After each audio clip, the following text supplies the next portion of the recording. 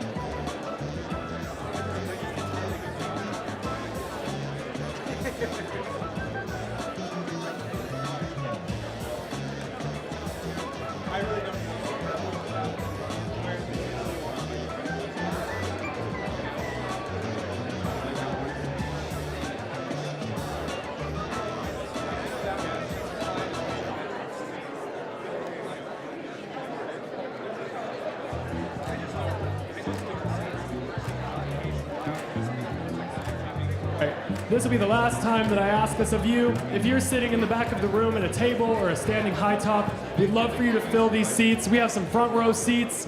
Really help these entrepreneurs feel your support tonight. So if you're sitting in the back, we'd love to ask you to move up, fill our front seats so these entrepreneurs can feel your support.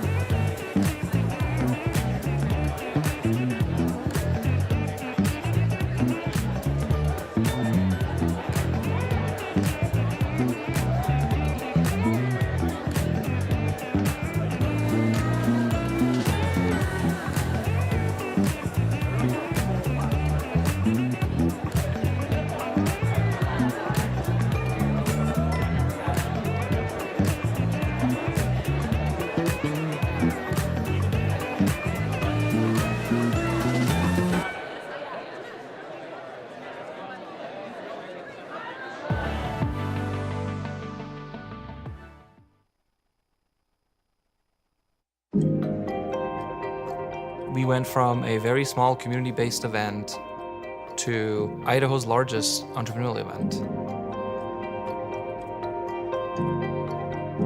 People migrate to where there's opportunity, right? And so, you go to some other places and I think there's kind of waning opportunity, where here in Boise, it seems like there's waxing opportunity, right? There's definitely like a moment in growth that's happening here. It started with someone having a dream and taking the risk to do something about it. And 20 years later, 30 years later, 40 years later, whatever it may be, going, okay, I still remember what that was like. I lived that, I experienced it, and how can I take everything that I've learned and truly pay it forward? Relationships are built, and they last, and they go beyond just Entrepreneur Week. Having somebody believe in you can be kind of a game changer. If there is somebody in your life that's like going through the struggle, going through the hustle, and you believe in what they're doing, let them know. It can mean the world to them.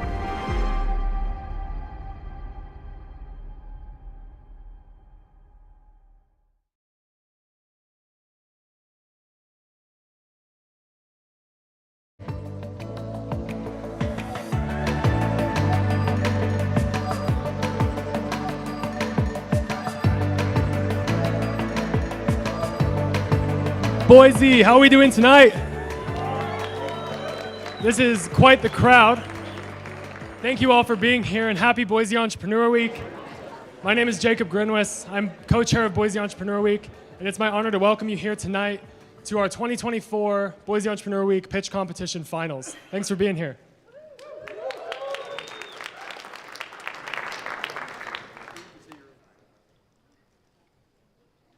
All right, technical difficulties right off the bat. Can I get a click? There we go. Perfect. So, Boise Entrepreneur Week, for those of you who don't know, is Idaho's largest entrepreneurial event. All week we put on sessions, workshops, keynote speeches, and of course, my favorite, the pitch competitions. Tonight, we're going to be giving out $50,000 in cash to one of Idaho's most promising startups. Before we get into the pitch competition, I want to share a little bit about Boise Entrepreneur Week and what makes tonight so special.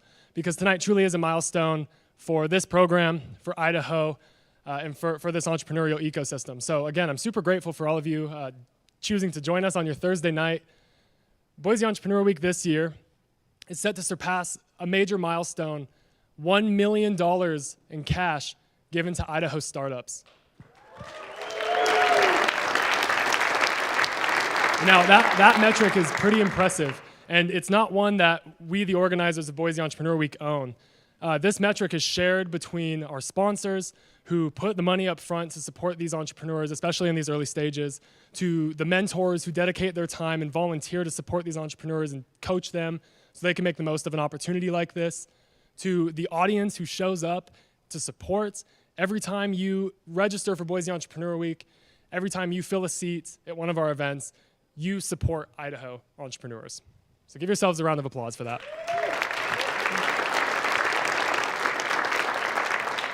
Another reason this year is a milestone year is because we caught the attention of a little company based out of San Francisco called Pegasus Tech Ventures. That's a joke.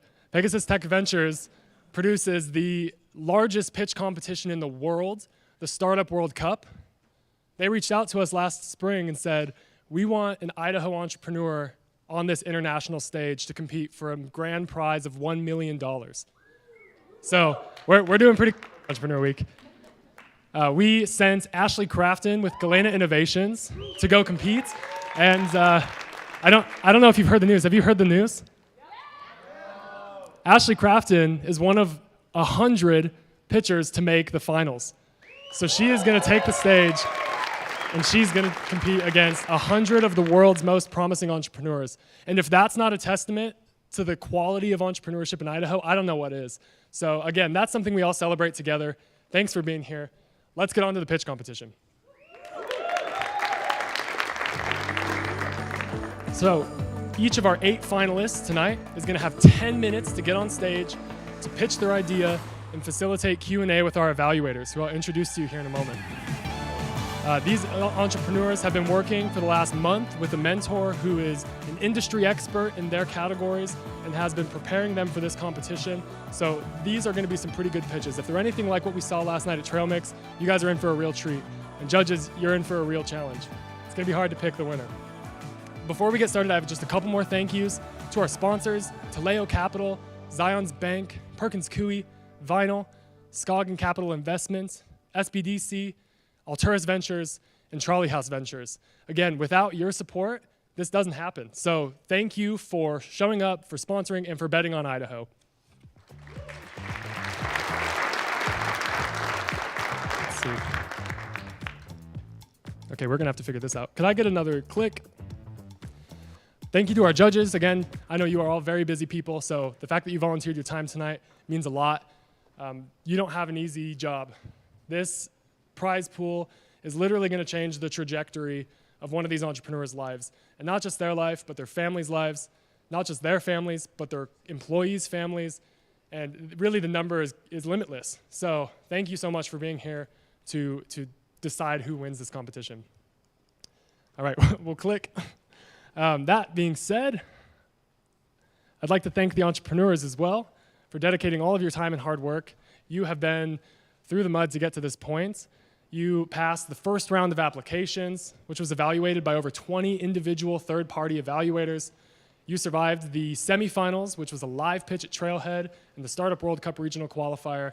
And now you're here tonight to compete for $50,000 in cash. Thanks for being here. And last but not least, I'd like to thank you again. I've done it a bunch, but I really can't stress it enough. You being here means a lot more than you think it does. So thanks for showing up. Thanks for betting on Idaho. We'll click. Let's let the pitch competition begin, shall we? Alrighty. We're going to give it a second to figure out this clicker issue so we don't throw any of our entrepreneurs under the bus. But we'll be back in just a couple minutes. If you're tuning in on BEW Live, thanks for being here. We've got a real treat for you in store. We'll be right back.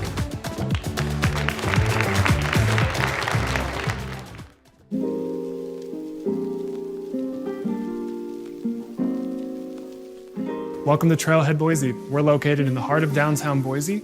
My name is Jacob. I'm our Director of Operations. Let me show you our co-working space. Our co-working memberships are designed to be affordable and accessible to any price point, and we offer two main types of memberships. What you're seeing behind me is our hot desk membership. This is your standard co-working setup. All of our desks are seat stand adjustable. They come with a monitor and an HDMI hookup. You come in, you find an open desk, and you get to work. If you're looking for a little bit more of a dedicated experience in a co-working space, we offer a dedicated desk membership. This provides you 24/7 access to Trailhead, a desk that's reserved for your exclusive use, and the ability to leave equipment, decorate the desk how you please, make it your own. Both of these membership levels come with access to reserve our meeting rooms. We've got a private meeting room, which is great for confidential calls, 2 group meeting rooms, which are conference style, great for collaboration, and then we've got 2 phone booths, which are great for quick calls on the go. Co-working is really just the beginning. We have a full suite of programs like Boise Pitch Night, You Lead Idaho, Boise Entrepreneur Week, Ideas at Go, and many more, which you can find on our website, tailored to help you at any step of your entrepreneurial journey. Whether you're at the very first stages, trying to take an idea from a napkin and turn it into a business, or you're pitching for your first investments, all the way to raising your Series A rounds. We have a full suite of tailored programs to help you learn the skills you need to be successful and connect you to the people in our resources who can help take your business to the next level.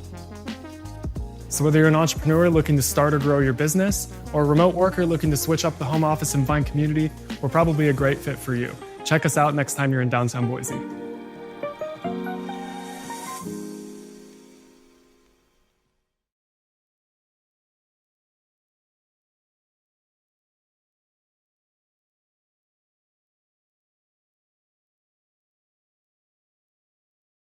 Alrighty, folks, and we are back. Our clicker is working. And it's my honor to introduce our first pitcher of the night. Please join me in welcoming Marcus Nygren from STEMforged. Marcus is leading the way in educational innovation with a software suite that combines game-based learning with cutting-edge AI technology. Let's hear from Marcus on how STEMforged is revolutionizing education. Please welcome Marcus with STEMforged.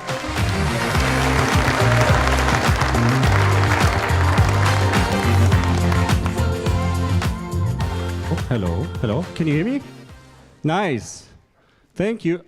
We have to talk about those pictures at one point, just saying. That's you. Okay. I'm going to start by throwing a really complicated challenge at all of you.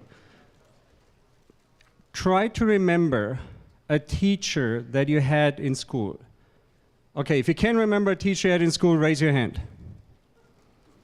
Whoa, you cannot remember teachers you had in school? Any teacher you had in your school time, raise your hand if you can remember that. If you can, yeah, there you go.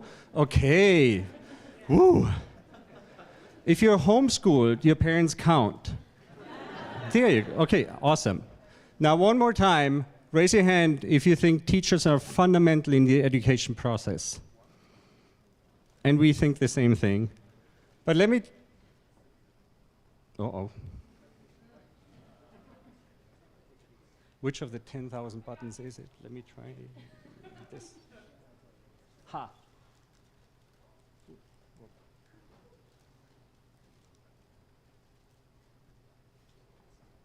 Fonts are small, which means I'll tell you about them.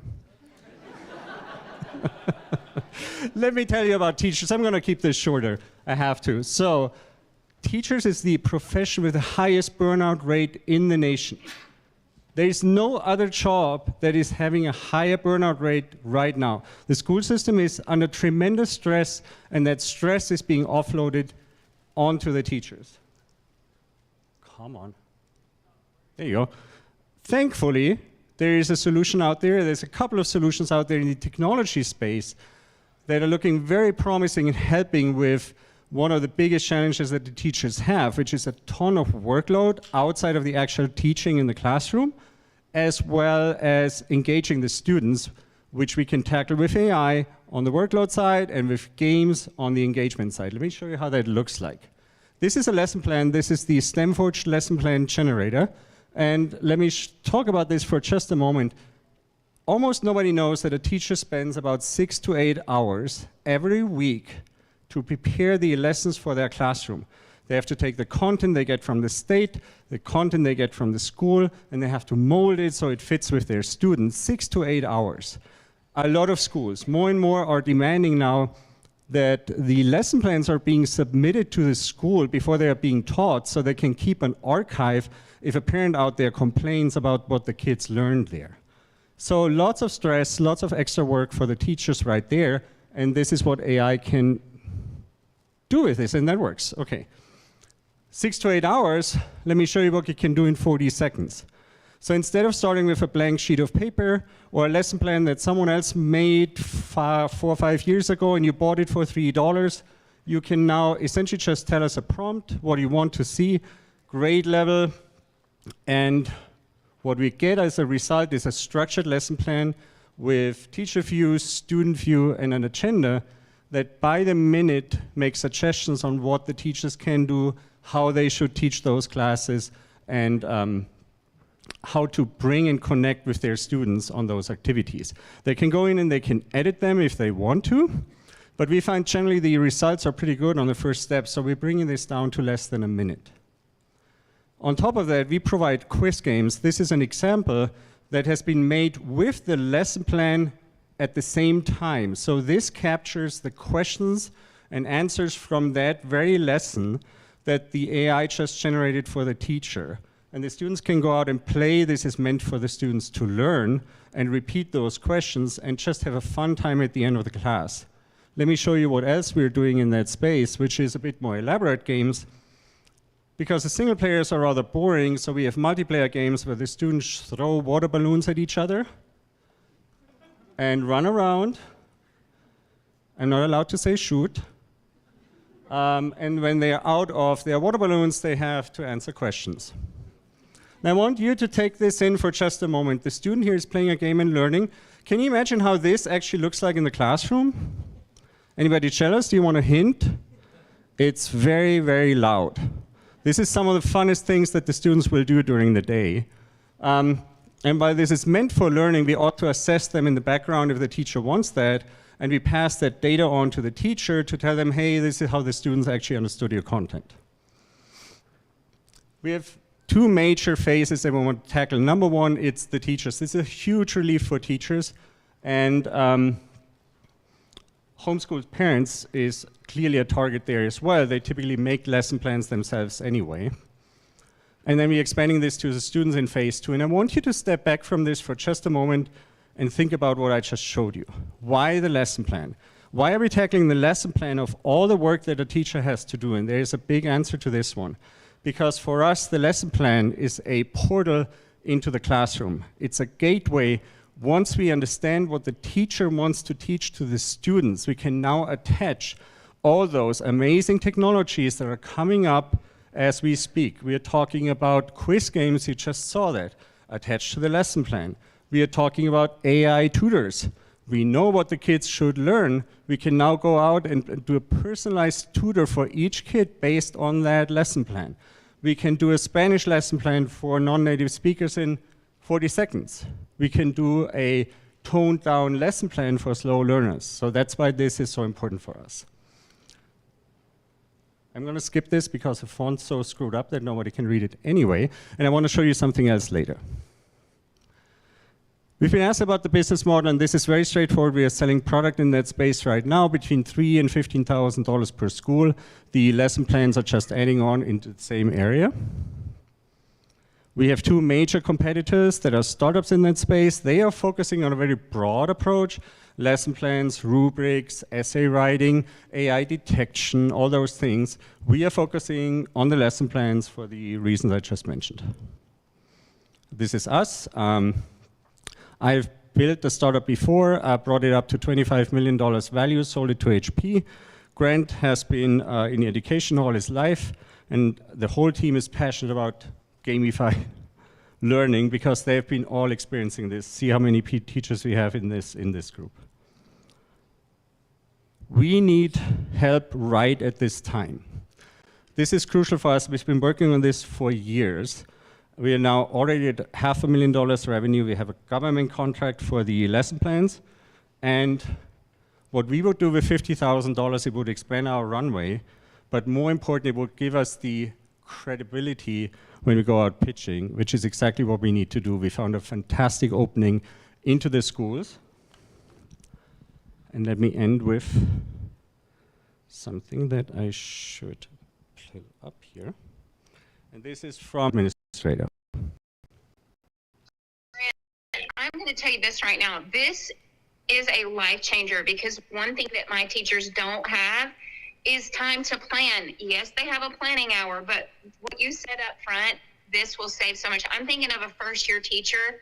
Oh my gosh, this is a life changer for my teachers. If you want to see the full clip, I have it here, and I can prove that this is real. Thank you so much. Give us a boost if you can. This would be fantastic for us at this crucial stage. We can bring this out and we can change the education system so much. Teachers are first and foremost for us the most important person who we are selling to and who we see in this AI future in the schools. Thank you.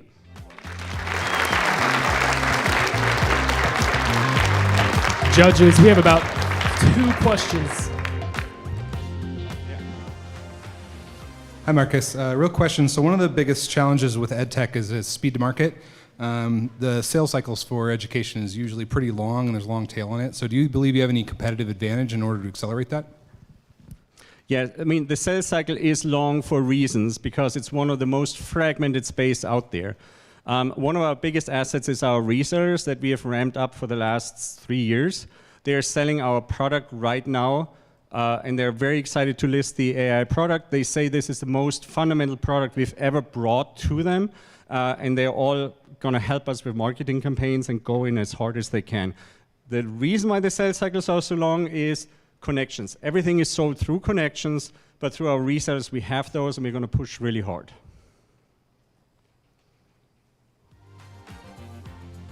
Would you mind elaborating on the pricing model a little bit more? Is there one subscription package for an entire school, or are there any usage-based components? So we're starting with a per teacher pricing because that's the most common concept out there that the schools are used to. We have several price levels. The most expensive tier is the one that the schools then need to buy, so we can give them a discount for a package price. All right, and that's time, folks. Let's hear it for Marcus Nygren with STEMforge.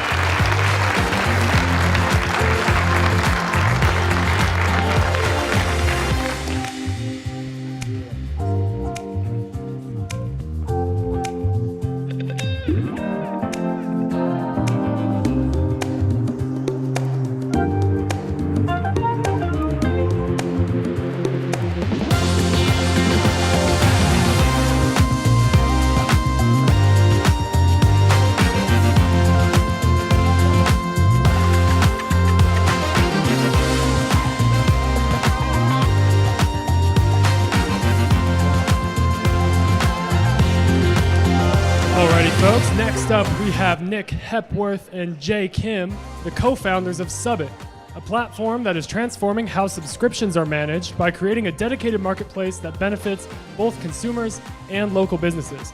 Please join me in welcoming Nick Hepworth and Jay Kim to the Boise Entrepreneur Week stage.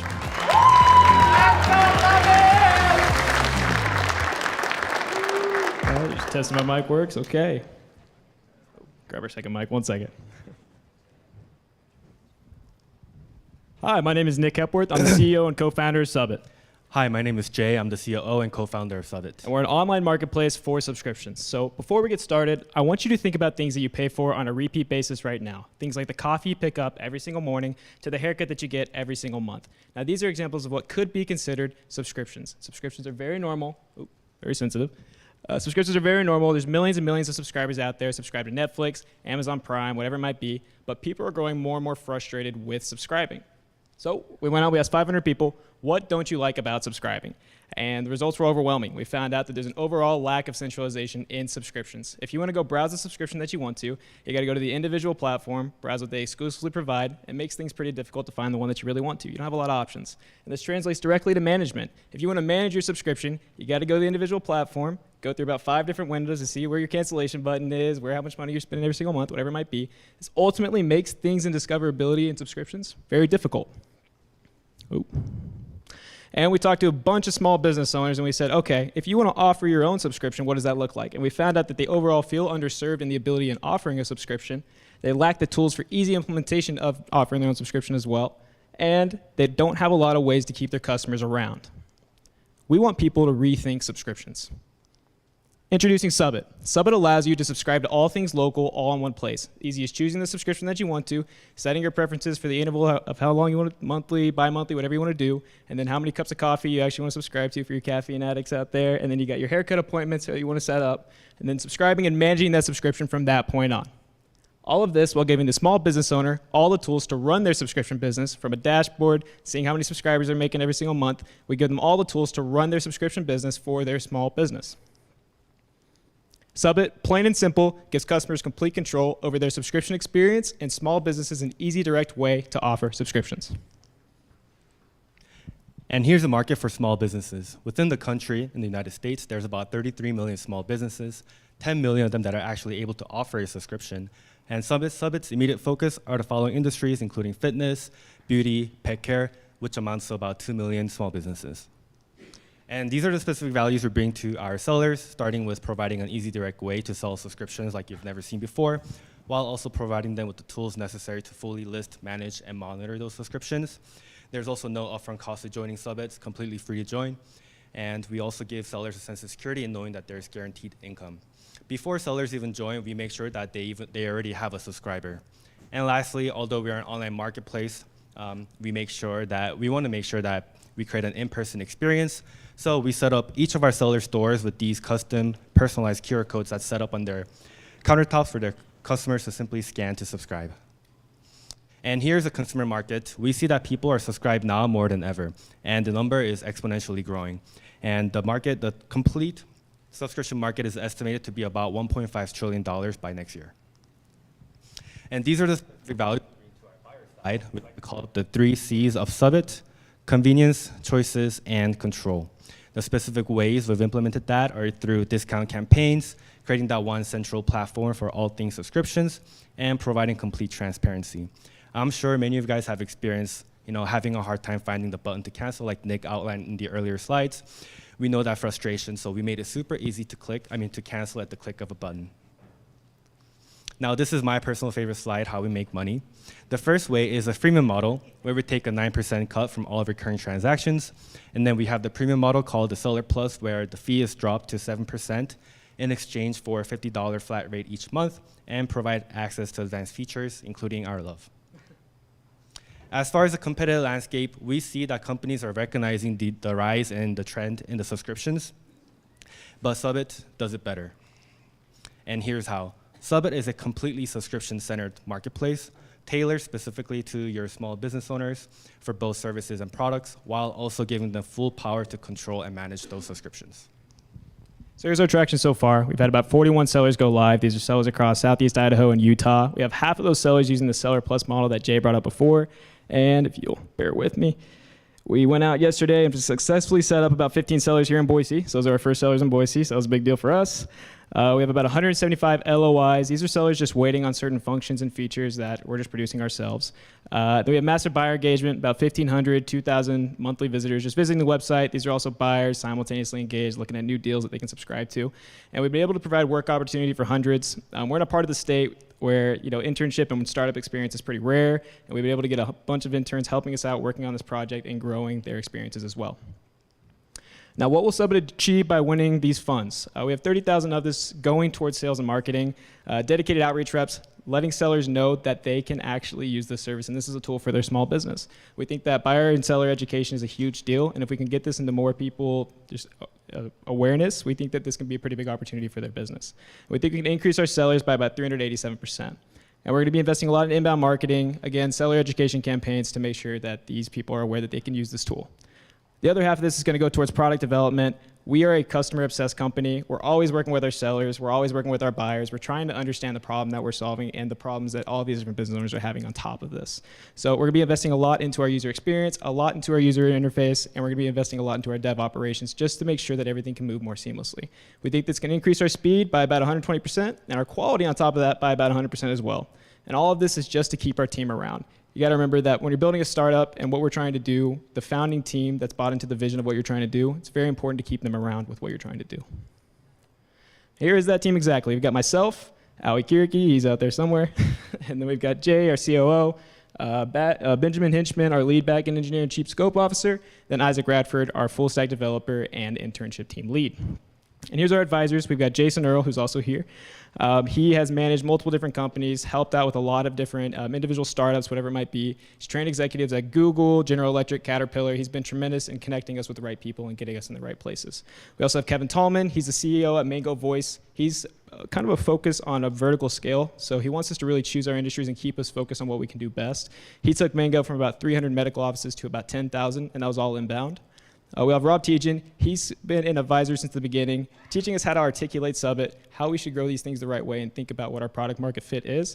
Then we have Bo Davis. He's a part of multiple different startups, created and sold multiple different companies in his own space, and he's been a tremendous asset in helping us figure out and find our product fit from a bird's eye view. And before we conclude, I just want to talk a little bit about us. We are our first seller. We experienced the problem because we were trying to find a solution for gym supplement subscriptions. That failed, but we found a new thing with it. And we found out that we could definitely create a system that was better for small business owners and a tool that we were dedicated to finding the solution for. Subbit will be the central place for all things subscriptions, from management to discovery to creation. We will revolutionize how people subscribe for good. Thank you so much for your time. We're now ready for any questions you guys might have.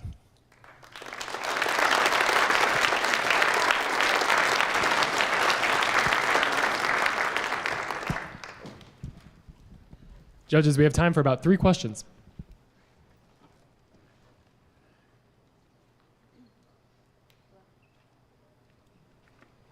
Hello. My question, you talk about small business and the repeat purchases. Will your solution also manage my Netflix and Hulu and all the other subscriptions we have? Yeah, so we actually created a functionality that will allow you guys to integrate all your existing subscriptions and then recommend new ones tailored towards your other repeat purchases as well. Working on implementing that pretty soon, but it's pretty cool. We're excited about its release in the next couple of weeks. So I've heard you guys pitch before, and I think it's a really interesting idea, but I have the same question I asked you last time, which is how are you going to defend against Square destroying you?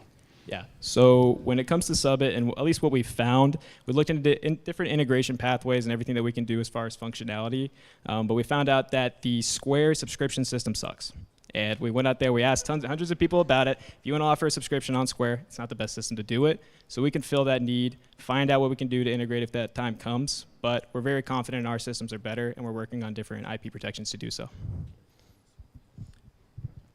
Also, in regards to Square, the amount of time it took us to really, because this is a new idea, right? Subscription for small businesses that you weren't able to subscribe to before, like your local coffee shop. The amount of flexibility and customization that each of these different industries need for the subscription to work for them, it's going to take a lot longer for these companies to try to emulate.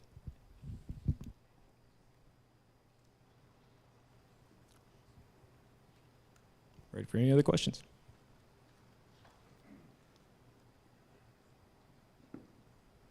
Any from the crowd? It's perfect timing. That's time for us. Let's hear it for Nick Hepworth and Jay Kim with Subbit.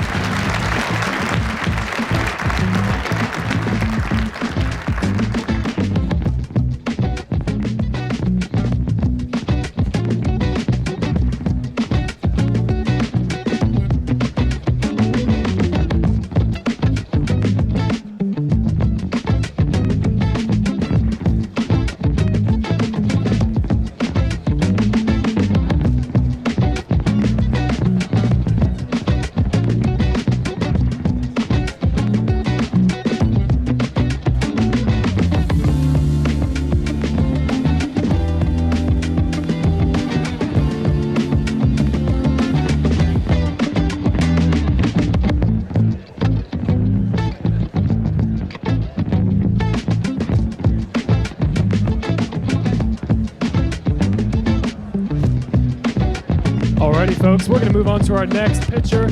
Next up, we have Donald Young with Rattler Medical. Donald, a combat medic veteran, is innovating. Am I on now? How about that? Can I get the music cut? Test, test. Are we back? There we go. All right. All right, all right. Next up, we have Donald Young from Rattler Medical. Donald, a combat medic veteran, is innovating medical logistics with a cold, whole blood cooler designed for efficient blood transport in austere settings. Let's hear how Donald Young is improving trauma care with Rattler Medical.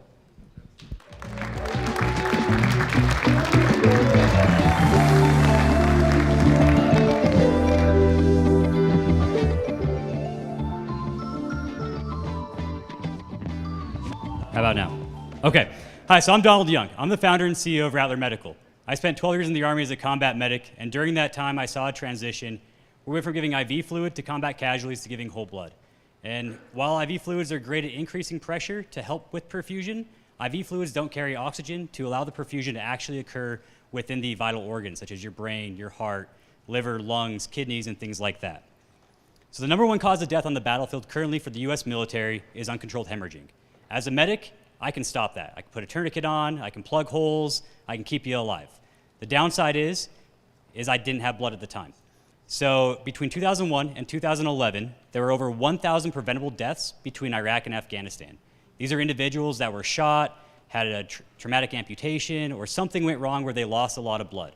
The medics got there, they gave the IV fluids, they stopped the bleeding, they evacuated them to the next level of care.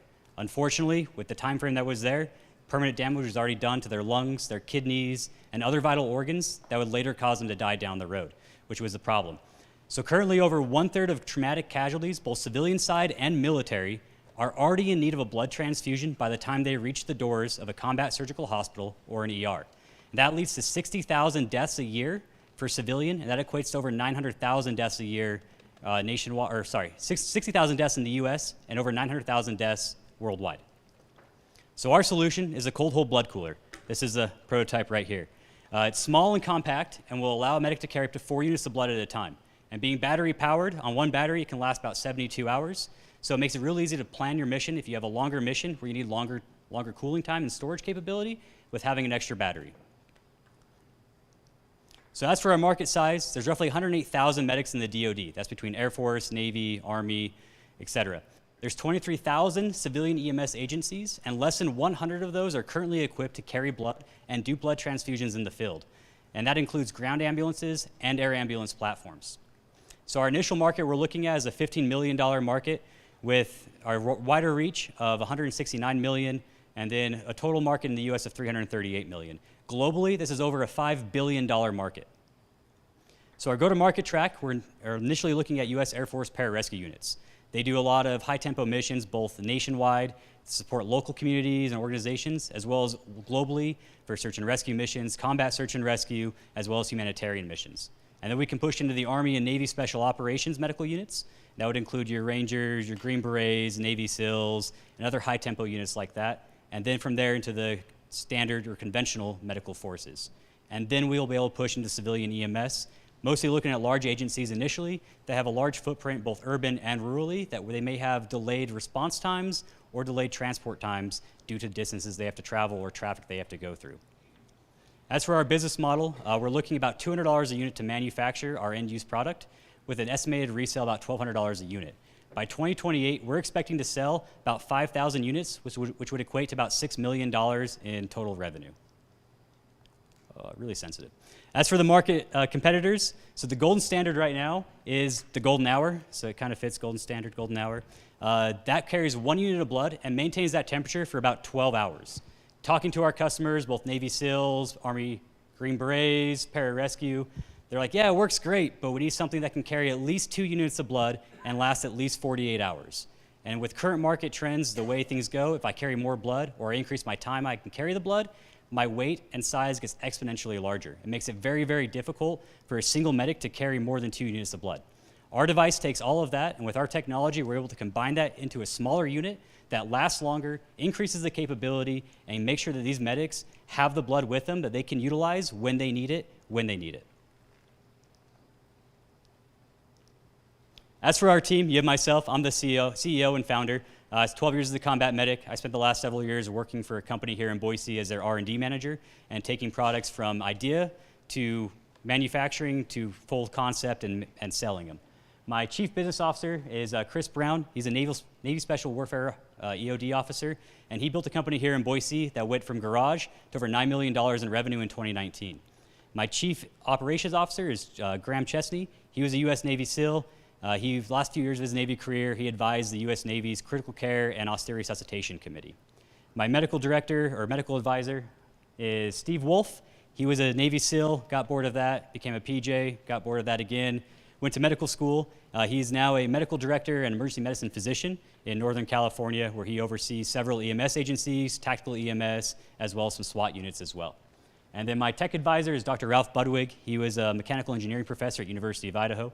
He oversaw the steam and eco-hydraulics lab, and then has done several published research studies on blood flow, blood mechanics, and things like that revolving around blood. And then Colin Bellinger, he's my DoD advisor. He's helping to ensure that this product will find a good fit in the DoD with end users that will use it and can appreciate it for what it can do, as well as help make sure that technology can transition from the DoD into the civilian market as well. As for our traction to date, it's mostly military. That's our initial market focus. The two main groups we've been working with is the 212th Rescue Squadron out of Alaska. They're kind of the most well-known unit for doing search and rescue, austere medical evacuation and medical care for civilians, as well as they're a high-tempo unit that deploys worldwide in support of humanitarian missions and combat search and rescue. The other main group we've been working with is the DoD's Defense Health Agency. Their trauma director out of Fort Carson, Colorado. She's helping to make sure we are able to find not just the special operations customers, but the conventional military customers as well, and making sure that this not only meets the needs that these operators have today, but the needs they have for tomorrow as well. As for the grand prize here, we'll use that $50,000 to finish the design and make some manufactured models that we can then send out to these units to begin the field testing. We can get the feedback of them using and abusing them, dipping them in salt water, throwing them down mountains, and anything else they could think of that we can then make revisions off of before we fully take the product to market to ensure that this product is both durable, viable, and will last longer than the current market options. This will also help cover our FDA certification. I know FDA's certification is kind of scary for most medical companies. Our device is a Class 1 device, so we don't have to do all the lab testing and the hundreds of millions of dollars into that certification. We just have to show the FDA through our independent studies and third-party studies that our device will maintain blood for 72 hours, and it is effective to use and easy to use, and what we say it can do is actually what it does. And this will allow us to bring high-tech jobs into the Boise area and Idaho as a whole, but more importantly, your guys' support today will help us save lives. Since January 1st in the Treasure Valley alone, there's been over 24 deaths of people that were injured in a car accident or some other traumatic injury that they were able to get picked up by EMS, taken to a hospital where they later died due to permanent damage to their organs and other long-lasting effects. And this will also, So thank you, and are there any questions?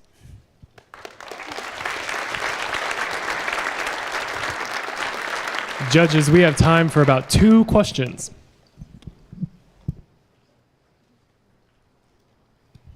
I have a question. Is there any intellectual property you can protect through this? Yes, there's a utility patent. We have a patent pending right now.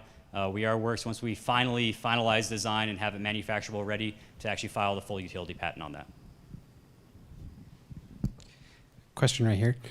If presented with the 50,000, would you plan on, in years going forward, maintaining manufacturing here in Idaho, or would that branch out to overseas?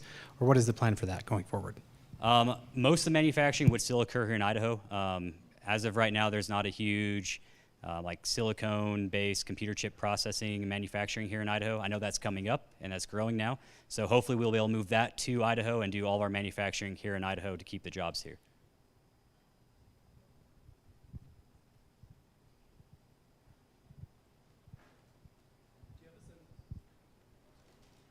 A sense of what the segmentation of the addressable market is between military, civilian, and humanitarian?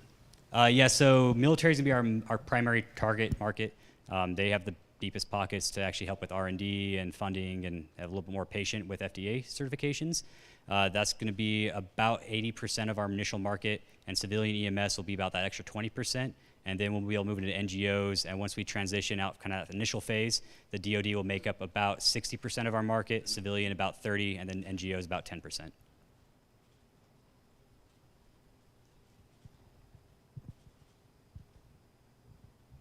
One more question, if there is any.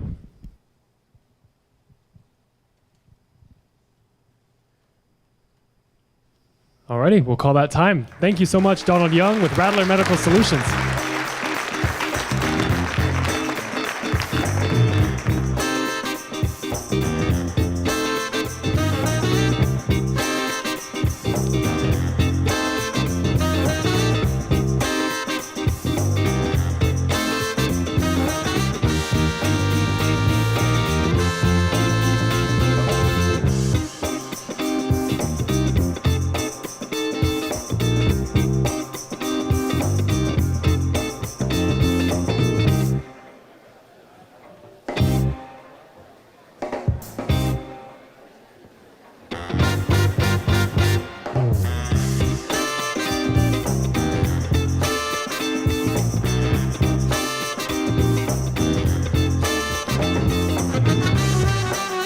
Alrighty, folks, we are back. Next up on the Boise Entrepreneur Week stage, we have Mike Tisdale from GymGuard. Mike's platform is revolutionizing fitness equipment management with software solutions that reduce downtime and enhance communication. Please join me in welcoming Mike Tisdale to the stage.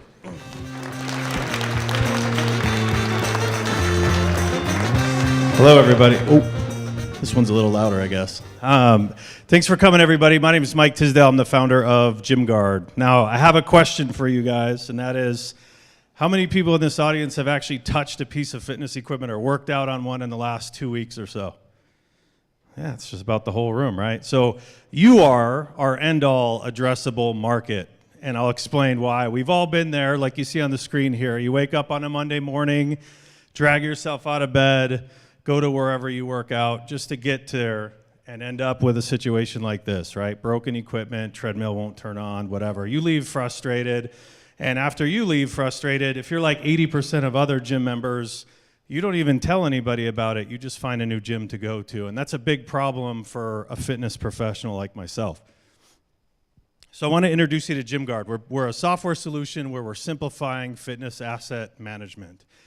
And how we do that is, the process right now is really broken in the fitness industry. Gyms are actually using log books to record repairs. They're using antiquated spreadsheets, and other facilities don't really have any sort of tracking process for their repairs either.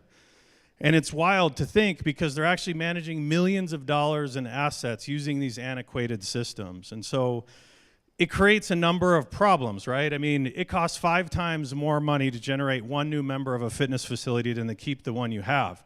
So retention is always a focus for us. And outside of that, one of the top 3 reasons that a member will leave a fitness facility is due to broken equipment. And it's constantly a nagging issue for clubs. So this is a real scenario behind me. You have 2 locations and you have 9 locations, right? Just focus on those red numbers there. They're red for a reason. You have 837 repair tickets over the course of a year at one facility. So not only is this a problem, it's a problem that occurs every single day, and it's an expensive problem for these facility managers. Not just gyms. Think about multifamily apartment complexes, anywhere where there's fitness equipment. So here's our solution. So we come in, we can uniquely catalog your equipment with all the important serial numbers, part numbers, all the stuff behind that piece of equipment. We tie it to a unique QR code. And as you can see above, you either have unique tags for each individual piece of equipment for mid-sized, larger facilities, or we have plaques that we could put on a wall where we can catalog all your equipment in one location for smaller facilities like a hotel, for an example. And how it works, it's really simple. Judges, you guys have an example on your table there of a prototype that we created, but you scan a QR code, pops up a simple screen. You can report what you think is wrong to the best of your ability. You can also take a picture if it's something visual or broken, and put in your information if you want to be contacted when that unit is back up and running again. So it's an easy process for the end user. That ends up in a queue, and then the ticket owner can then manage that repair immediately, sending it either to the two options they use most commonly, an in-house repair tech, or they'll send it to a third-party company to manage that repair. But we're really excited to be creating a whole third new option, which is our GymGuard Marketplace. And in the marketplace, think of like Fiverr or Upwork, right? You need something done, you want a professional to come take care of it. It's a simple place to do that. Well, we're creating a marketplace specifically for fitness equipment repair. So you can send out you run a hotel, you're trying to do other things, you don't care about what's wrong with the treadmill. You send it to our market, we have certified technicians that then can bid on that job and come in and repair that quickly, and we manage the process for quality assurance along the way. So there's a lot of other features, as you can see on the list up here, but I just want to explain to you guys. A commercial treadmill is anywhere from like $10,000 to $15,000, right? And there's a lot of things that you're supposed to do to take good care of that thing, including preventative maintenance, repair history, maintenance logs, all those things that just aren't managed appropriately right now, so you're not really getting the most out of your equipment. So we've put together a whole bunch of features to help with that.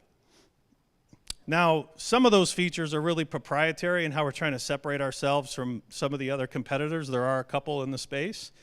And so we're looking into some different ways to do some patents and some IP protection on our software. So I want to talk a little bit about our target markets. You know, obviously I'm up here talking a lot about gyms and health clubs, right? There's about 113,000 in the US market. That's obviously a market we're going to try to penetrate. Outside of that, look at the numbers when it comes to multifamily and hotels.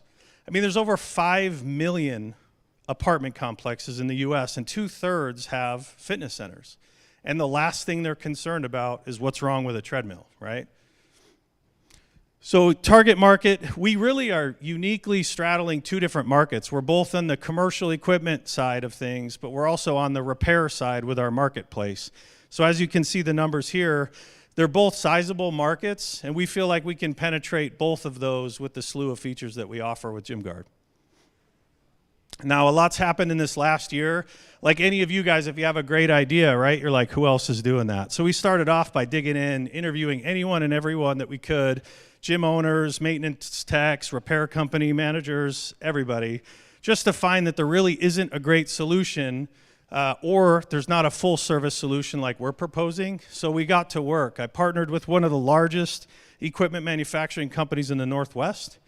I then partnered with a really talented software development company here in town to start on development. We raised our friends and family round back in June and started dev, and we just launched our MVP last week. So really exciting times. We have 40 locations that are under LOI with us, so we're starting to onboard as early as next week, actually. So we're excited. And then when we talk about go-to-market strategy, what happens next, right? The first phase is going to be gyms and health clubs and fitness studios, just because we have 100,000 leads in our CRM, and we've already created an outbound strategy for those. And then from there, we're going into multifamily and hotels. We want to make sure our marketplace feature is in place prior to, that's a post-MVP build, just so that we can make sure that we have those services available when we tap into those markets. And then lastly, we have some additional features we're going to add on and have some expansion opportunities with our SaaS product. So when we do talk about our revenue opportunities, there's really 3 products we're talking about, right? We have the equipment guard for mid to large health clubs. It's priced between $99 to $149 roughly. And then we have our room guard, so smaller multifamily hotels, that's between $49 to $99 monthly. And then with our marketplace, we're excited because we have a lot of other revenue opportunities, including annual fees for those certified technicians to have access, payment processing, things like that. So we're excited to bring that feature to life. And I'll tell you a little bit more about me. I've been in the space for over 20 years. I've run, owned, and consulted for a lot of different gyms. You can see some of the brands you may recognize up there. Outside of that, I've dealt with this pain every day for 20 years. So I know this is a real pain point. And my partner, Brian De Lamont, is a 20-year software developer. He's got a great development team, Hidden Mountain Data, here in Boise. So Brian's come on and helping as a fractional CTO and helping with the build of the software. And man, they nailed it with the MVP, so we're excited there. I got some really great advisors as well. Ben Hoban's helping us with some of our strategic initiatives. I have Josh Wheeler, who's been in the fitness industry for over 30 years. Some of you guys may know him. He's from Boise, actually. But he's phenomenal, helping us with just the perspective from the owner's point of view. And then we have Stephen Heath, who's helping us with our branding and our marketing and just the way we're going to position ourselves in the market. Well, this clicker is quick. So with that, what am I looking for, right? I'm fundraising. We're looking for advisors. We're looking for any good connections that you guys have, really anything. That's what we're here for. So I'm going to leave this up so you guys know how to get a hold of me. And thank you very much for your time, everyone.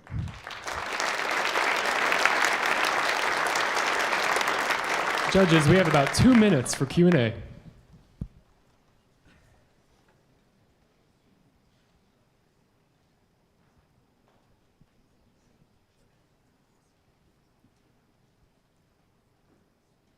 Test. There we go. Good job, Mike. So my question is, as you're socializing this to the gyms, what is there a common theme or pushback when folks aren't interested in signing up, and what is that? Yeah, it's a really good question. You know, a lot of times when people are using spreadsheets, they can get a little reliant on those, right? And so sometimes they're like, yeah, we have a system, we're using this certain system. From a sales perspective, it's pretty easy to show them where they save time and money and have more of an accurate track record. Because a lot of the systems they're using currently there's multiple people handling that, including, you know, front desk staff, whomever's reporting those things. So we're pretty easily able to show that the suite of products is a better solution than what they're using currently.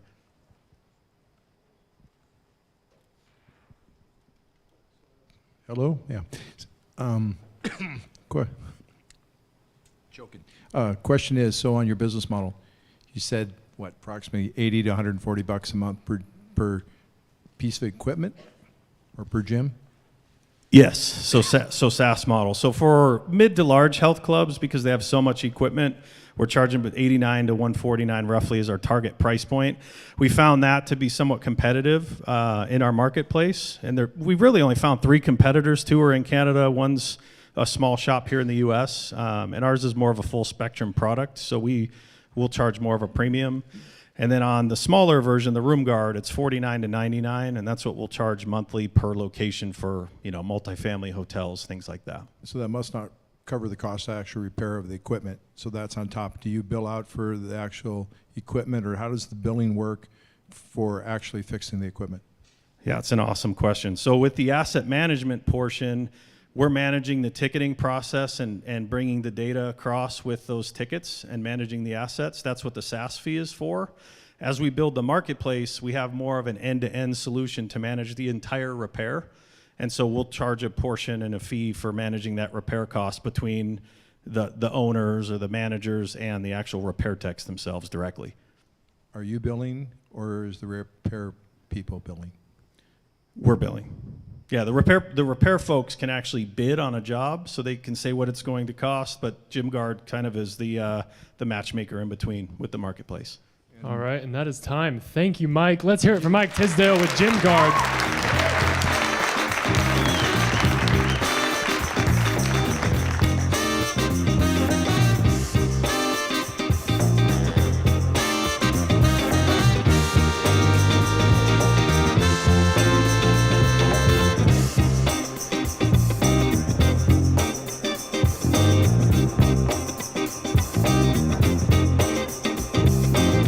All right, next up we have John Latore, a Trailhead member and founder of STR Consulting. John is transforming the short-term vacation rental industry with cutting-edge revenue management strategies designed to optimize profitability for property managers. Please join me in welcoming John Latore to the Boise Entrepreneur Week stage.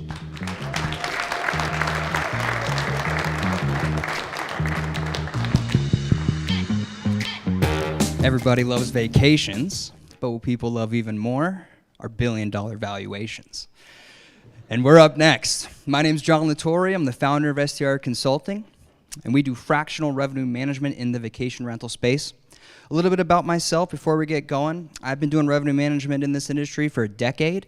I came up with the largest vacation rental management company in North America, overseeing a team of 50 revenue analysts, product managers, and data scientists whose sole goal was to maximize revenue on 44,000 properties across 16 countries, 4 continents, doing $2 billion in revenue. I know what it takes to manage at scale. And for those of you not in the industry, STR stands for short-term rental, or as many of you might know them as Airbnbs. Now, you might know what it's like to stay in an Airbnb, but you probably don't know what it's like to manage an Airbnb, or 5, or 10, or 50, or 500. I'm going to take you look behind the curtain today on that. Now, I'd like to introduce you to Charles and Kim. They're a real client of ours in Central Florida, located right in between Tampa and Orlando.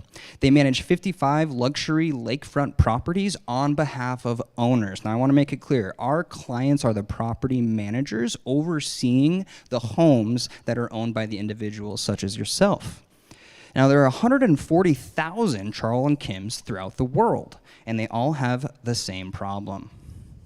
They are crazy busy. Being a property manager is not a job that I would love to do. You are handling operations, guest experience, marketing, growth, and you're expected to perform high-level, sophisticated revenue management. That's where we come in. Now, we completely take over the entire revenue management process, and I could do an entire deck on just the strategies that we implement and all the yield solutions that we use. But for the purposes of today's conversation, just understand that many property managers are not positioned, they're not experienced in doing high-level revenue management. We are. We take that on for them, and we make them more money than they can make on their own. Our value proposition is simple and straightforward. We make our property management clients more money than it costs to employ us, while simultaneously opening up bandwidth and energy for them to go concentrate on growth. Remember Charles and Kim? When we started with them in July of 2023, they had 30 properties under management. Fast forward 12 months, we were able to make those 30 properties 22% more revenue, while the rest of the market was down 3%. They were making more money, everyone around them was making less. And it opened up time for them to concentrate on growth. So they were able to grow from 30 to 55 properties under management in that 12-month period. That's an 80% growth rate. And one of my favorite things about this business is that as our clients grow, we grow.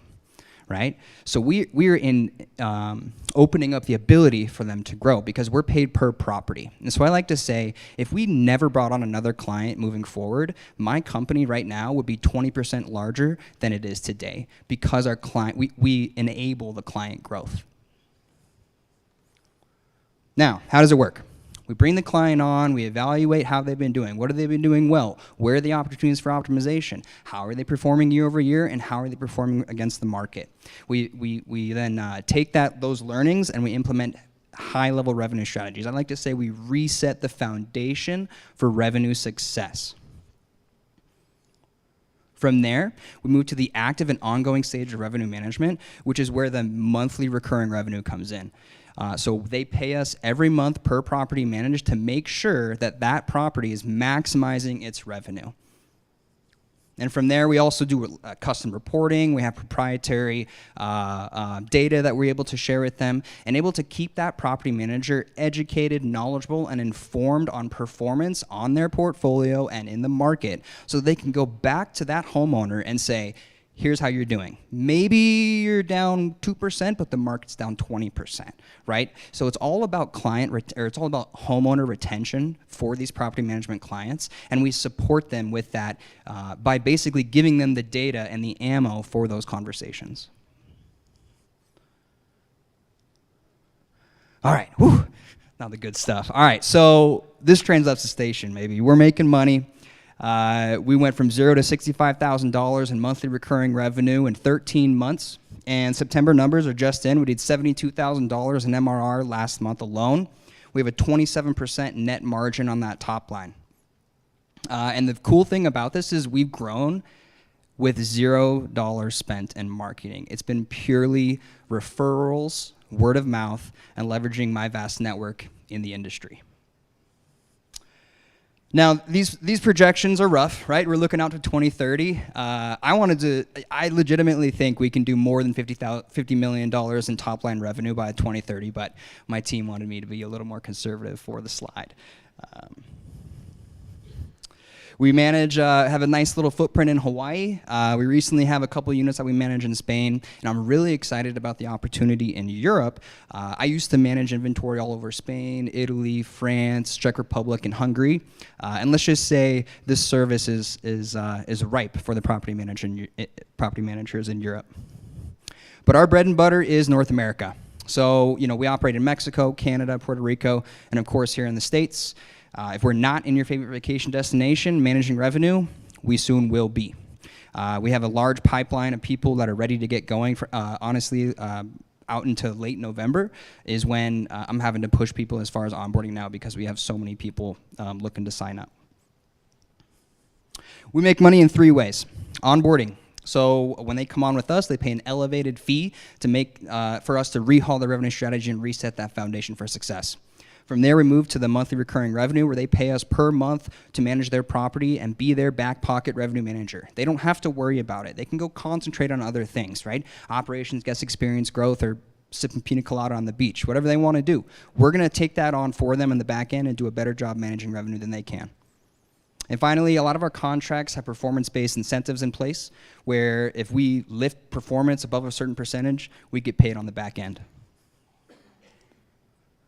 There are 11 million rentals worldwide. About 55% of those are North America and Europe, and about 70% of those are professionally managed.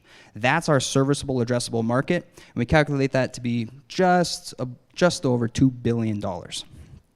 Now, based on the technology we're utilizing and building, the processes that we have in place, the automations that we're using, and the amazing people that are on our team, I think our serviceable obtainable market is upwards of almost $100 million at this point. And that doesn't account for any of the growth. The vacation rental market is going crazy. It's projected to continue to grow at a high clip. Differentiation. Revenue management as a software is a little bit older than what we do as revenue management as a service, and it's extremely fragmented. But at the end of the day, there's 3 companies in the entire world that have ever managed more than 40,000 properties at scale. 2 of those are in Europe, 1 of those are here in the States, and I managed the revenue department there for 8.5 years. I know what it takes to manage at scale, and we're building all the back-end processes and software that we need to achieve the scale that we want to get to in the coming years. Now, I got into this competition with no expectations of winning money, but now that I'm here, 50K would be cool. And that would go straight into growth. We spent $0 on growth. We're kind of setting the foundation moving forward, and now that we kind of have that in place, we're ready to really build this rocket ship and see where we can take it, and the 50 grand would go a long ways.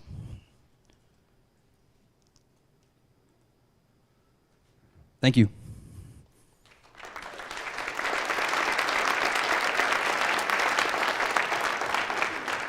Judges, we have about 1 minute and 20 seconds for Q&A. I have a question. You made a comment that you can't sign up clients fast enough and you're making them wait. Explain to me that bottleneck. It's just the onboarding process for a large property manager that, let's say they have 100, 200 properties, it takes 4 to 5 weeks right now to really get them through the entire process and reset that foundation for that revenue success. And because it takes that time, and frankly, human capital is the barrier there, that's why we have that pushed out.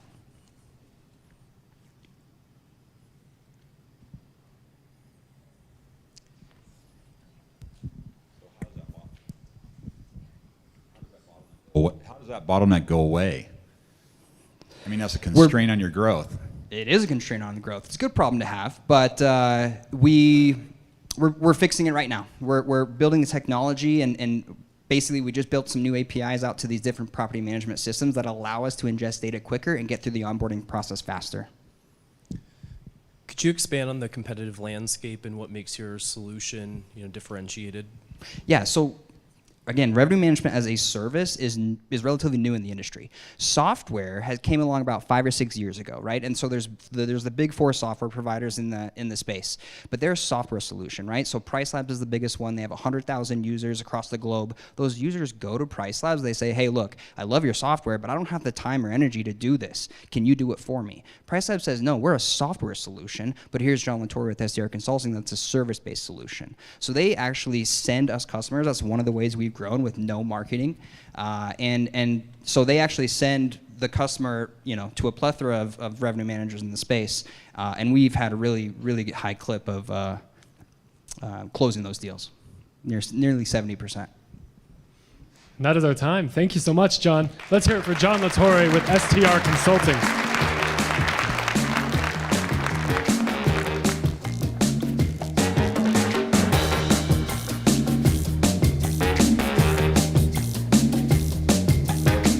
The Entrepreneur Week. Are we having a good time? These pitches have been pretty awesome. We have 3 more tonight, and then we'll get on to the awards. 3 more pitches. Up next, we have Jacob Stubers from Guardian Pin. Jacob's wearable device technology is redefining child safety by monitoring movements and providing real-time alert to parents. Let's hear how Jacob is making childhood environments safer through smart technology. Please welcome Jacob Stubers with Guardian Pin.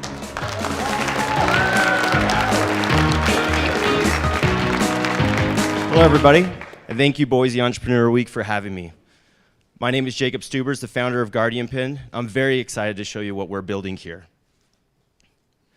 Parenting is a consistent balancing act, where putting food on the table, keeping the house clean, and prioritizing those precious family moments all seem to compete with one another. And the truth is, parents are always spread too thin and can't be everywhere at once. The safety of our children is always a high priority, but it often gets overshadowed by everything with which life demands. For most parents, this balancing act peaks around 4 to 7 p.m. when they return home from work and they begin to navigate all of these responsibilities. It is here that it is here that direct supervision of children significantly decreases, while accidental child injury and fatalities significantly increases. And the statistics are alarming. 2.5 million children will go to the emergency room this year from a fall-related incident. Drowning is the #1 cause of death for this age group, with the backyard pool being the most frequent site of these tragedies. There are over 1 million calls to poison control each year, with frequent culprits being household cleaning chemicals and medications. And that's why we built Guardian Pin. Guardian Pin is a wearable device for infants and children. Parents can create a geofence over anything in the home, whether that's a cupboard, a room, or any object. Guardian Pin is your partner in ensuring your child's safety. The parent will receive an instant alert if their child accesses or approaches any of these restrictions. Users can create precise zone restrictions on anything in the home, like the knife drawer, countertop, or even the oven, and anything across the entire house. Guardian Pin utilizes ultra-wideband technology, which is trusted by earthquake rescue teams to pinpoint survivors. No one else on the market has created a device that has centimeter-level accuracy inside of buildings, and that's what we're doing here. And this is how we can create precise restrictions inside of homes. Stay connected with our mobile app. Not only can you create zones, but you can also customize zones for different children, and you can also tailor it to your schedule. Now let's hear from a mom who faces the challenges of ensuring her first child's safety and how Guardian Pin can help. Oh, no volume. That's all right, but she loves it. We'll keep on going. I'll show a couple more. Many others feel the same way. Like Nathan and Glory, who love to garden in their backyard up against a busy road and want to ensure that their son is safe when they momentarily look away. Or Chandra, who is a single work-from-home mom that doesn't want to have to constantly worry when her child is home when she takes work calls or meetings. As well as Brooke, who said that Guardian Pin is the answer to many moms' prayers, as it could help look over her 4 children out of all the hazards that they have in their house. Guardian Pin is backed by real-world surveys. We've conducted over 100 surveys asking parents, pediatricians, child psychologists, and babysitters. We've done proof of concepts in-home, and we have over 40 families signed up for our MVP. Most importantly, 90% of parents surveyed said that they would buy Guardian Pin or participate in our beta. The safety of our children is extremely important, but cost is often a barrier of choosing what is best. That's why we're offering Guardian Pin for $25 a month. That's hundreds of hours of protection for just the cost of 1 hour of babysitting. When we look at the market, the child safety industry is a $132 billion market. And we look at our target users, there's 17 million families nationwide with children under the age of 6. When we look at our tight-knit community of the Treasure Valley, there's over 40,000 of these families. And we're gonna reach them by partnering with daycares, preschools, health clinics, and parenting influencers. When we grab just 4,000 of these users, Guardian Pin will hit a annual reoccurring revenue of $1.2 million, setting us up for a great venture scale journey. We're preparing our in-home trials right now. Guardian Pin 1.0 will go out this month. From there, we'll finalize our MVP by February, and we'll take everything that we learned and roll it into our product launch mid-next year. Our vision is to be the ultimate in-home child safety platform, and we won't stop there. We're going to continue to integrate our technology, adding things like AI capabilities, scaled B2B sales of thousands of daycares and schools, as well as integrate with existing smart home devices. This is my family and my inspiration for Guardian Pin. Growing up in a large family of a sister or a brother, sisters, many little cousins, I saw firsthand how hard it was to make sure all of the children were safe, no matter what time of the day it was. I'm a dedicated engineer with a background in R&D. I recently completed a 70.3 Ironman. Though this is not as demanding as parenting, it has definitely set me up mentally to be able to take on this startup journey. Most importantly, Guardian Pin is a true Treasure Valley story. We won the Hack Fort competition. We were a finalist in the Idaho Entrepreneur competition. I completed the Boise Venture Incubator program. And now I'm standing here today at Boise Entrepreneur Week. Working alongside me is Dylan Krogh, and we have some of the best support and advice that Treasure Valley has to offer. Like Matthias, who is a repeat startup entrepreneur who has developed and sold millions of electronic products worldwide. His expertise is in hardware, software, and IT. Or Kara, who brings a wealth of knowledge of raising a family and has also helped direct features of Guardian Pin. Lastly, Corey, who is the co-founder of Illumini. He has developed a life-saving technology that is used by first responders and the military. Help be the next generation of child safety technology. I'm now opening up for questions.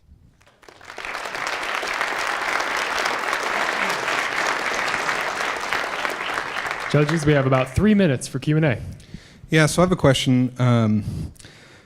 Tech like this sometimes gets into a situation where it kind of gives parents a false sense of confidence about what's going on with their parents. So can you speak to the liability that you need to address within your company? Absolutely. Guardian Pin, we're here to help. We're not protecting over your children from everything. As far as liability goes, we're not saying that this is going to protect them from everything, but using the ultra-wideband technology, we do have a centimeter level accuracy, which is the most accurate in-home tracking technology that there is right now. And we feel very confident rolling this into the product that we're making. Can you discuss the proprietary components of this technology and what would prevent other tracking solutions, such as the AirTag, from developing this functionality as well? Yeah, absolutely. So it's going to have to be around the lines of the entire system and that it's geared towards children. Our big thing is that we're first to market on this. No one else is doing it in-home geofences for children. So being first in the market and integrating our technology extremely fast with smart home devices, as well as adding those features of those AI capabilities, is going to be key for us to stay on top. Have you been able to research the SARS radiation requirements of FCC on, spewing radiation at the kids? Is that even, have you looked into that? Is that even possible? I've looked at the frequencies, and the frequencies are low enough that they don't interfere with anything else, and it is approved. It is safe, and this technology is used in your iPhone, AirTags. That wasn't the question. Else. The question was specific FC, No, I have not, sir. Yeah, okay.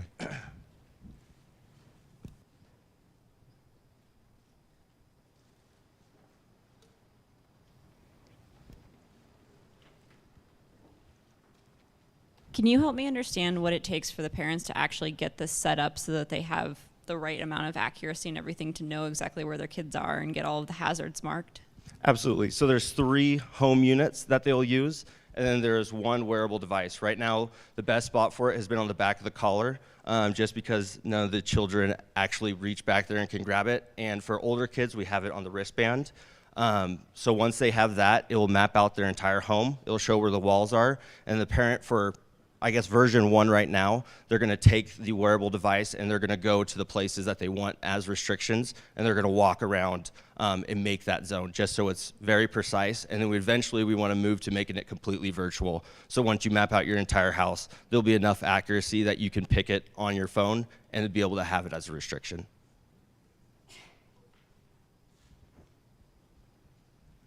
All right, and that is time. Thank you so much, Jacob. Let's Thank hear you. it for Jacob Stubers with Guardian Pin.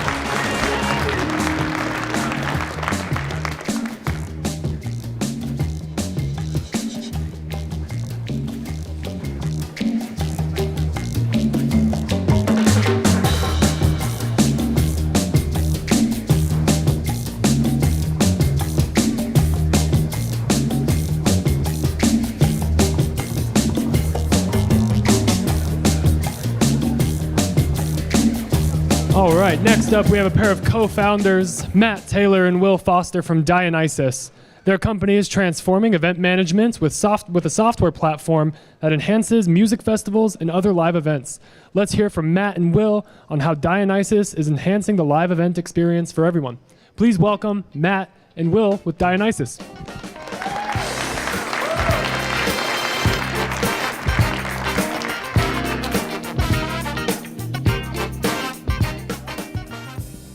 Hello? Sweet. Awesome. How many of you guys have the Boise Entrepreneur Week app downloaded on your phone? Awesome. And for you Boise locals, how about the Treefort Music Fest app? You guys ever use that? Awesome. Sweet. So you and 30,000 other people have already downloaded one of our apps. We build event apps for large gatherings. So my name is Matt Taylor, and this is my co-founder, Will Foster. And together we built Dionysus because we're passionate about connecting people. We provide web and mobile technologies for event organizers so that they can get more of their time back to do the work that truly matters, which is putting the event together. We're both proud BSU graduates. We have over 20 years of combined software experience here in the Treasure Valley.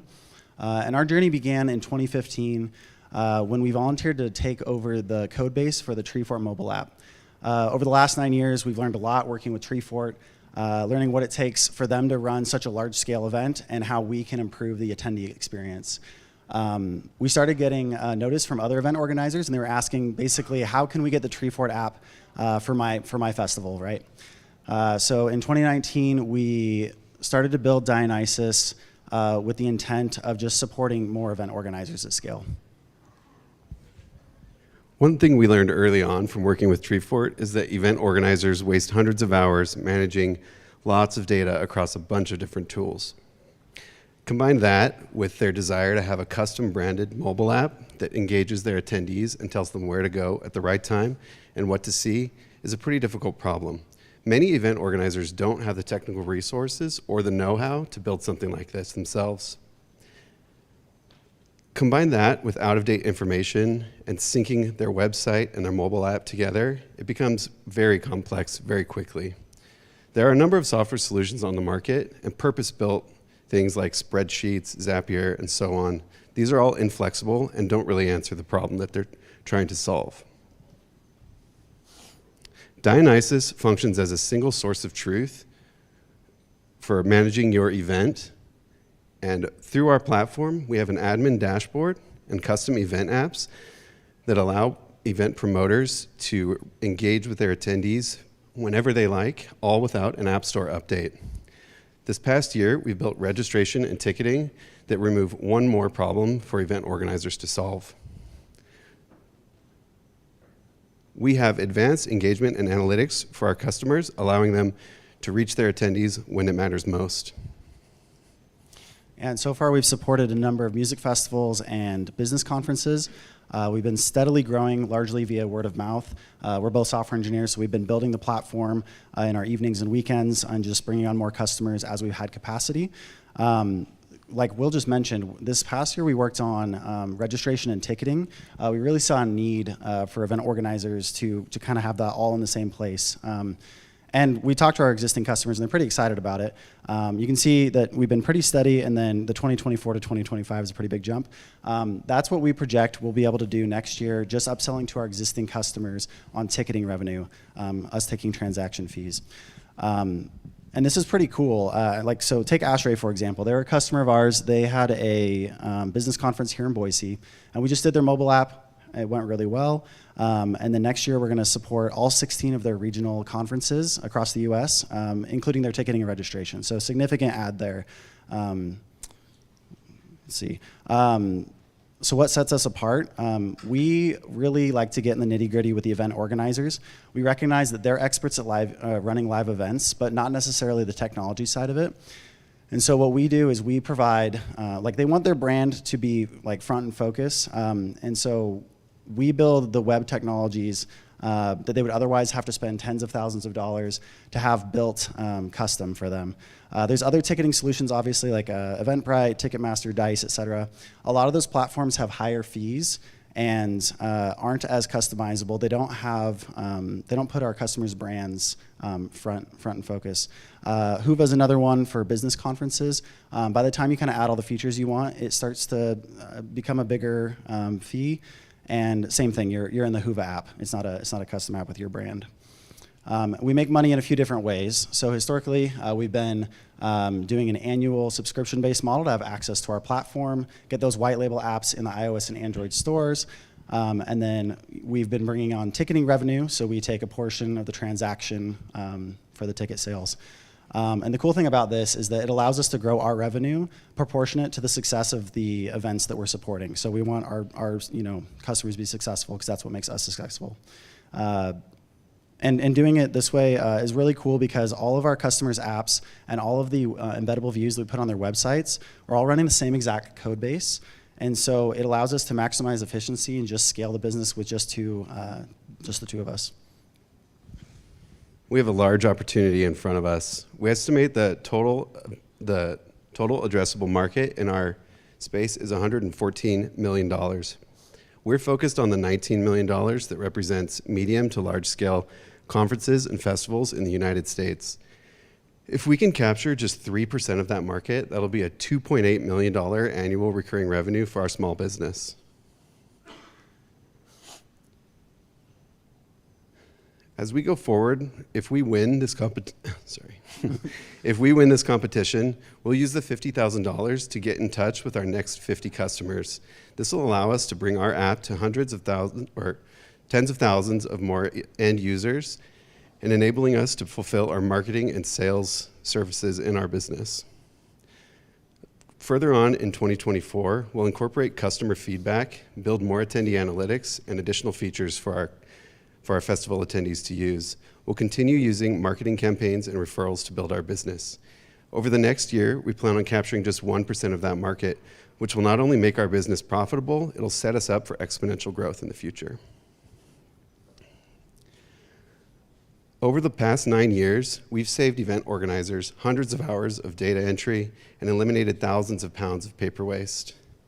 Winning this competition doesn't just impact us, it enhances our ability to save time and resources for many more event organizers in the future.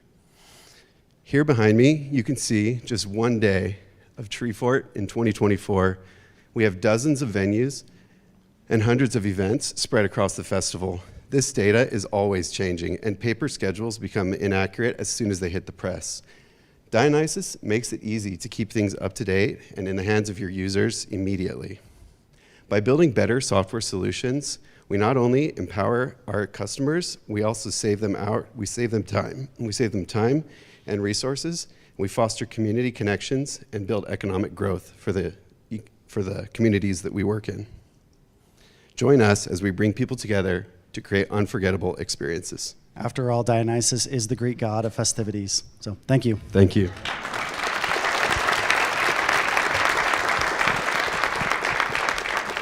All right, judges, 2.5 minutes for Q&A.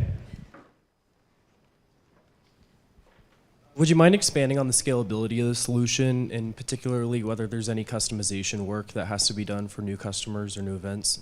Yeah, definitely. That's a good question. So the platform itself allows our organizers to manage all of the content in their data, from like performers or speakers, venues, events, et cetera, like the content. But additionally, they're able to bring their own fonts, colors, et cetera, build out the various views they want, what they want in the side menu, just basically what features of our platform they want to turn on.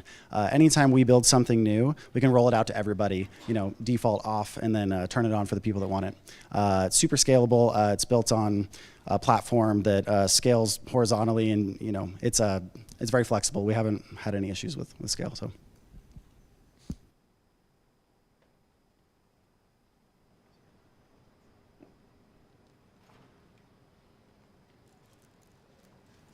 Thanks, fellas. So question on customer acquisition. So these event organizers, is there an RFP process? Like how are you going to find those new event organizer customers in the future? How do they find you, is another way to phrase that.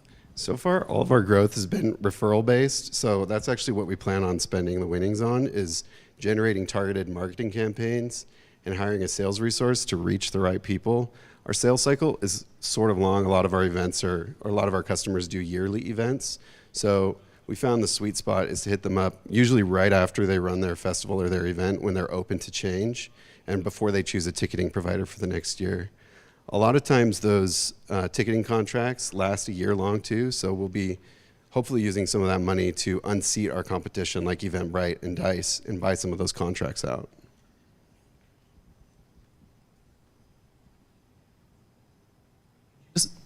Could you discuss the post-event analytics capabilities, what reports those are able to run, and where you would see that going in the future?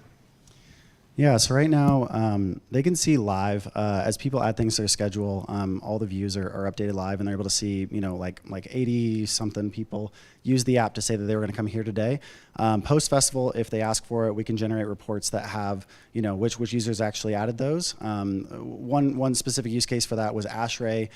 Their business conference is for extended learning in the HVAC space, and so they need to know who's attending what sessions, because then they're able to get credit every 2 years. So there's opportunities there for doing more reporting. At the moment, it's been mostly like in real time capacity management. All right, and that is all the time we have. Thank you, Matt and Will. Let's hear it for the co-founders of Dionysus. Thank you.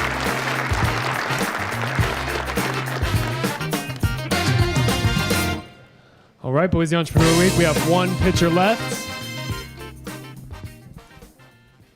Last but surely not least, we have Eric Crawford from IFP Connect. Eric's company is revolutionizing the in-building network space with advanced fiber optic solutions that significantly reduce installation time and costs. Let's hear how Eric is leading the way in data infrastructure innovation. Please join me in welcoming Eric Crawford with IFP Connect.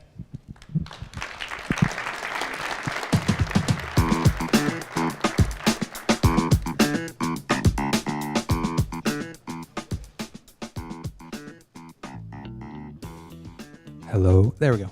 That was an awkward start. So 7 before me, amazing job. I'm super excited. One thing that I thought was incredibly interesting about this was that 6 of the previous 7 pitchers all require a data network.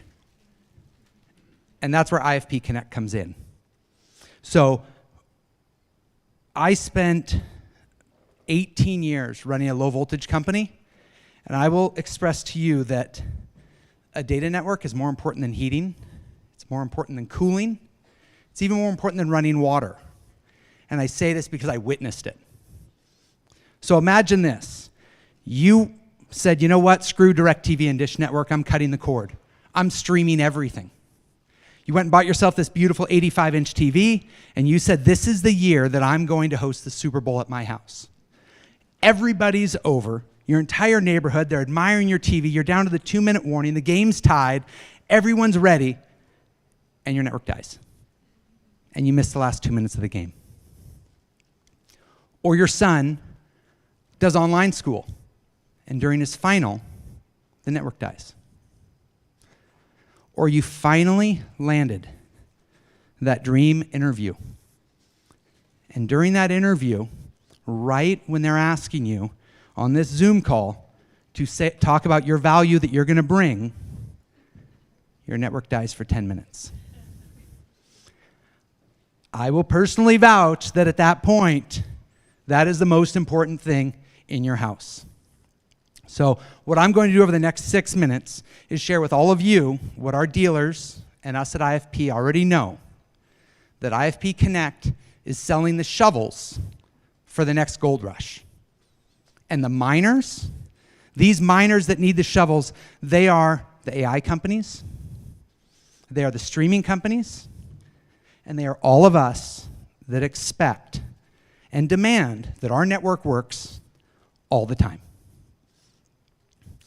Well, when we're talking about internet, network, Wi-Fi, these terms are often used synonymously. The average American home has 21 devices. This is Ring doorbells, this is baby monitors, this is Rokus, Apple TVs, music systems, laptops, desktops. These all require a connection 24/7, 365. But the problem is that today's networks are aging out. Today's networks are built on cable from 1983. I'm not joking. This cable has no additional capacity. I know that because I installed it for 18 years. This cable is labor intensive to install, okay? 12 steps just to install the connector on one of these wires, not to mention the time to install it. And then on top of that, it's susceptible to interference. Then let's look at the construction side of it. Low voltage contractors have a limited skilled workforce to be able to install those products. On top of that, more is expected in less time as these schedules compress. And as many of us know, we no longer expect network just in our family room. We expect it in our garage, we expect it in our backyard, we expect it in our driveway, everywhere. So there is this freight train coming where this cable will not meet what we're doing or what we need. That's where IFP Connect comes in. So to quote one of our dealers, IFP Connect's hardware is a game changer. So this is our hardware along the bottom. We leverage fiber optic cable, the exact same thing that internet service providers have known for years is the way to do a network. We are sold B2B through low voltage contractors like the company I used to have. This requires 90% fewer wires than that solution. It is more stable, and it requires 30% less labor to install. And our solution serves both the wired and the wireless network needs. Our product is also industry first and patented. So then the question is, how did we be first? That's the question that's asked. Well, I'll share this with you. There's basically 3 companies that occupy roughly 93% of the cabling market.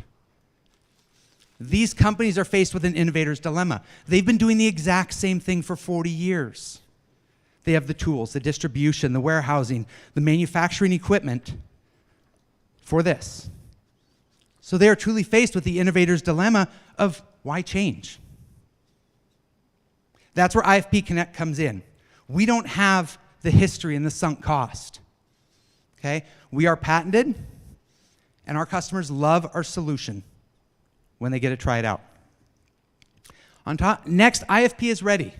We've secured our intellectual property. This structural and cabling market is going to grow to $21 billion by 2029. We already have dealers and distributors. We have hardware on hand. We warehouse it right here in Boise. And we've been shipping product for 1.5 years with 0 in-field failures. And when installers get to see our product at trade shows or in the field, and they get to go from this to this, it's an incredible sight for someone like me that did it for so many years and dealt with it. Well, now let's talk about the business model. How does this work? Well, the cabling industry is very similar to the plumbing industry as just a subcontracting field within construction.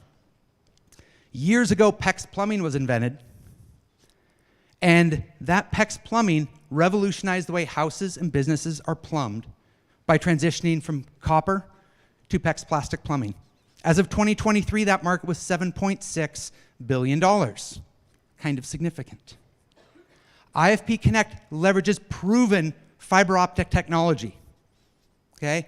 We deliver a better network at a lower cost. And as of 2023, this market was $13.7 billion. We're talking big numbers here. Okay? So let's talk about the team. Well, again, I'm Eric, the founder and president of IFP Connect. I spent 10 years as a manufacturing engineer, developing products, optimizing systems for large-scale manufacturing. I then spent 18 years, like I said, running a low-voltage company. And I guess depending on how you look at the way life works, I ended up with carpal tunnel surgery on both my hands because of the repetitive stress disorder of installing connectors on that wire day after day, month after month, year after year. So I went to my suppliers and I said, something's like, there's got to be a better solution. Like, I'm an engineer, we fix problems. And they said, no, this is just how it works. So I said, fine, I'll create it myself. And that's the journey. So we also have Brian Packer on our team, Chief Revenue Officer. He brings 33 years of sales, marketing, and international experience. Buzz Delano, an industry veteran of over 20 years in our industry. Okay. Funding intent. So what are we actually going to do with this money? Well, what we know is that those that discover IFP, when we show it to them at trade shows, they're blown away. They're like, why did this not already exist? But now I've realized that we can't just build it. We need to yell from rooftops that this solution exists. So this money will be used to specifically target a pay-per-click campaign, which should generate about another 1,200 hits to our website per month, another $1,000 and direct mail campaign to builders and developers, because when they see the solution, they just wonder why anyone still uses category cable. So in closing, IFP Connect enables companies to build better networks for all of us. It's more stable, it's faster, it requires 30% less technician labor. You're looking at 11 to 27% reduction in cost per single family home. We're talking $2,700 less in a single family home. It future-proofs the home because now the home is wired with fiber instead of legacy copper cable, and it's patented. So, please, join the revolution. Thank you.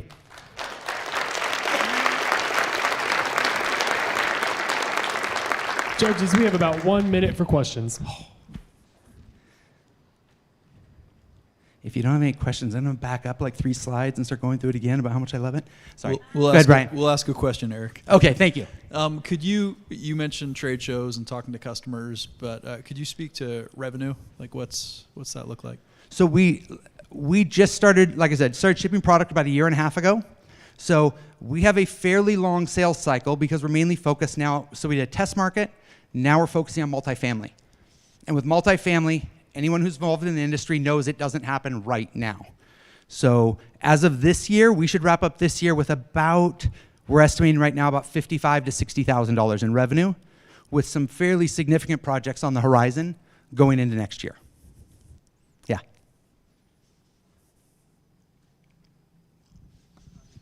Hello. Yeah. Hello. How do you compare against Wi-Fi 7? Because Wi-Fi 7 is running pretty close to the speed of fiber optics. So why wouldn't somebody just put 1 or 2, Wi-Fi 7 enabled access points in the roof? So I'd love to talk to you about this after this because there's a much longer-winded response. But the short answer is that we really don't care whether it's a wired or wireless solution, because even those wired antennas, those wireless antennas they're broadcasting, they still need a wire to them. You still have to get network to that antenna, and we're doing that with our solution to drive those wireless antennas. And the thing is, as speeds go up on wireless, the distance goes down. They can't transmit as far. So you actually need more wireless antennas, which we're totally okay with, because then we then still are building that wired network. Does that answer your question? Okay. All right, and that is time. Thank you so much, Eric. Okay. Let's hear it for our last Thank you, guys. Eric Crawford with IFP Connect. And sorry for keeping you long. I know we're like 35 minutes behind schedule, so look forward to having a beer with you guys after. Thank you.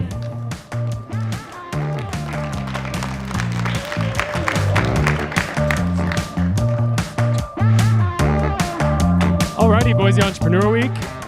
Let's hear it one more time for our finalists. That was pretty special. Thank you all for sticking around. I know we're going a little over time here, but we've got some fun stuff coming up for you. Before that, I just want to say some quick thank yous. Thank you again to our judges panel. As you wrap up your scoring, we're looking forward to seeing what results that you've come up with. So thank you all for making the time to sit on this panel and score these finalists. Thank you once more to our sponsors at Taleo Capital, Zion's Bank, Perkins Coie, Scoggin Capital Investment, Vinyl, the Idaho SBDC, and Trolley House Ventures, as well as Alturas Ventures. Again, this pitch competition and event wouldn't happen without your support. So thank you so much for putting your money where your mouth is and betting on Boise and supporting Idaho's entrepreneurs. Yes, one more time for the sponsors. Thank you to the audience too. You guys have been awesome. This is maybe a record crowd for the Boise Entrepreneur Week Pitch Competition Finals. So thanks for being a part of it. Thank you to the audience tuning in live on BEW Live. Do you want to know who won? All right. Before we get to this, I have one other quick announcement. Breaking news, if you will. I mentioned at the very beginning of this pitch competition our relationship and partnership this year with the Startup World Cup. Ashley Crafton is competing right now in San Francisco for that $1 million investment. We heard just a few minutes ago that Ashley is a top 10 finalist in the Startup World Cup pitch competition, which is incredible. Ashley, if you're watching this, we are so proud of you here, and we're gonna be cheering you on in the finals tomorrow. All of you in the audience, all of you in BEW Live right now, we're gonna be streaming Ashley's final competition on BEW Live, so you can watch and cheer her on all the way from Idaho. We're rooting for you, Ashley. Great job.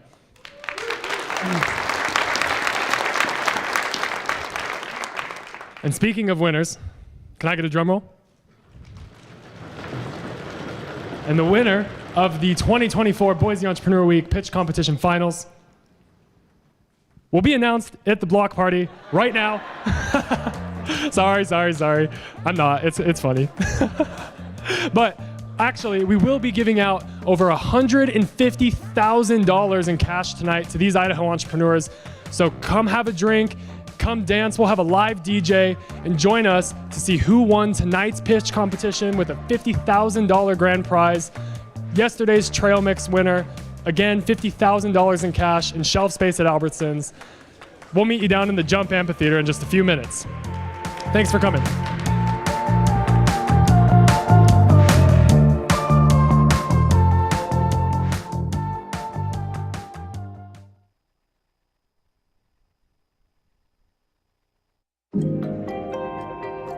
We went from a very small community-based event to Idaho's largest entrepreneurial event. People migrate to where there's opportunity, right? And so, you go to some other places and I think there's kind of waning opportunity, where here in Boise, it seems like there's waxing opportunity, right? There's definitely like a moment in growth that's happening here. It started with someone having a dream and taking the risk to do something about it. And 20 years later, 30 years later, 40 years later, whatever it may be, going, okay, I still remember what that was like. I lived that, I experienced it, and how can I take everything that I've learned and truly pay it forward?